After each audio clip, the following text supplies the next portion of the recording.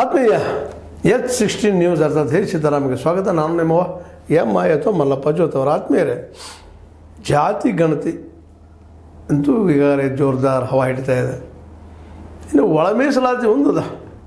ಜಾತಿ ಗಣತಿ ಜೊತೆಗೆ ಒಳ ಮೀಸಲಾತಿ ನಮ್ಮ ಪರಿಶಿಷ್ಟ ಜಾತಿಗಳಲ್ಲಿ ಅದರಲ್ಲಿ ಕೆಲವು ಜನ ಹೆಚ್ಚಿಗೆ ಲಾಭ ಮಾಡಿಕೊಂಡಿದ್ದಾರೆ ಅನ್ನೋಂಥ ಆರೋಪ ಮೇಲ್ಮೇಲೆ ಕೇಳಿ ಬರ್ತದೆ. ಇದಕ್ಕಾಗಿ ನಮ್ಮ ಸಿದ್ದರಾಮಯ್ಯನವರು H.N. ನಾಗಮೋಹನ್ ದಾಸ್ ಆಯೋಗದ ಅಡಿಯಲ್ಲಿ ಇದರ ಬಗ್ಗೆ ಈ ಒಂದು ಏನು ಏರಪೇರಾಗಿದೆ ಒಳ ಮೀಸಲಾತಿ ಬಗ್ಗೆ ಒಂದು ಆಯೋಗ ನೇಮಿಸಿ ಅದರ ರಿಪೋರ್ಟ್ ಕೊಡೋದಕ್ಕೆ ಕೇಳಿದ್ದಾರೆ.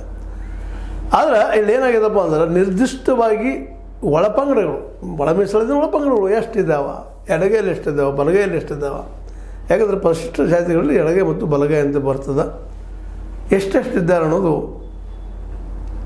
ಸ್ಪಷ್ಟವಾದ ಇಲ್ಲಿವರೆಗೆ ದಾಖಲೆಗಳಿಲ್ಲ.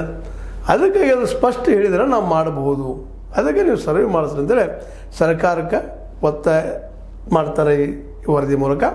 ಅದಕ್ಕಾಗಿ ಸರ್ಕಾರಗಳು ಈಗ ಮೇ 5ರಿಂದ 17 ಈ ಒಂದು ಒಳ ಮೀಸಲಾತಿಗಾಗಿ ಉಪಪಂಗಡಗಳನ್ನು ಎಡಗೈ ಮತ್ತು ಬಲಗೈಯ ಉಪಪಂಗಡಗಳನ್ನು ದಾಖಲಿಸಬೇಕು, ಉಪಜಾತಿಗಳನ್ನು ದಾಖಲಿಸಬೇಕು ಅಂತ. ಇದು ಧರ್ಮಕ್ಕೆ ಸಂಬಂಧಿಸಿದ್ದಲ್ಲ. ಭಾಳಷ್ಟು ನಮ್ಮ ದಲಿತ ಬಾಂಧವರು ಕೆಲವೊಂದಿಷ್ಟು ಬೌದ್ಧ ಧರ್ಮಕ್ಕೆ, ಇನ್ನು ಕೆಲವೊಂದಿಷ್ಟು ಕ್ರಿಶ್ಚಿಯನ್ ಧರ್ಮಕ್ಕೆ, ಕೆಲವೊಂದಿಷ್ಟು ಹಿಂದೂ ಧರ್ಮದಲ್ಲಿ ಉಳಿದಿದ್ದಾರೆ. ಹೀಗಾಗಿ ಇಲ್ಲಿ ಯಾವುದೂ ಅದು ಮುಖ್ಯ ಅಲ್ಲ, ಧರ್ಮ ನಡೆದಿಲ್ಲ, ಕೇವಲ ಜಾತಿಗಳನ್ನು ಮಾತ್ರ ಹೇಳೋದು.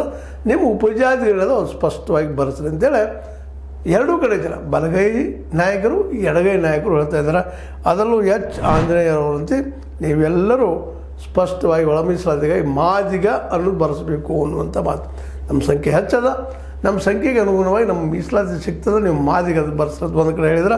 ಇನ್ನೊಂದು ಕಡೆ ಚಿದ್ರವಳ್ಳಿ ಮಹಾದೇವ ಸ್ವಾಮಿಯವರು ಇಲ್ಲ ನಾವು ಬಲಗೈಯವರು 37 ನಮ್ಮಲ್ಲಿ ಉಪಪಂಗಡಗಳಿದ್ದಾವೆ, ಉಪಜಾತಿಗಳಿದ್ದಾವೆ, ಅವುಗಳ ಹೆಸರು ಬರೆಸಿದ್ರೆ ಸರಿಯಾಗುತ್ತೆ. ಎರಡೂ ಕಡೆ ಇದು ಜೋರ್ದಾರ್ ಆದಂಥ ಒಂದು ಏನಪ್ಪ ಅಂದ್ರೆ ಮೀಸಲಾತಿ ಸಲುವಾಗಿ ನಿಮ್ಮ ಕರೆಕ್ಟ್ ಉಪಜಾತಿಗಳನ್ನ ಹಾಕಿರಿ.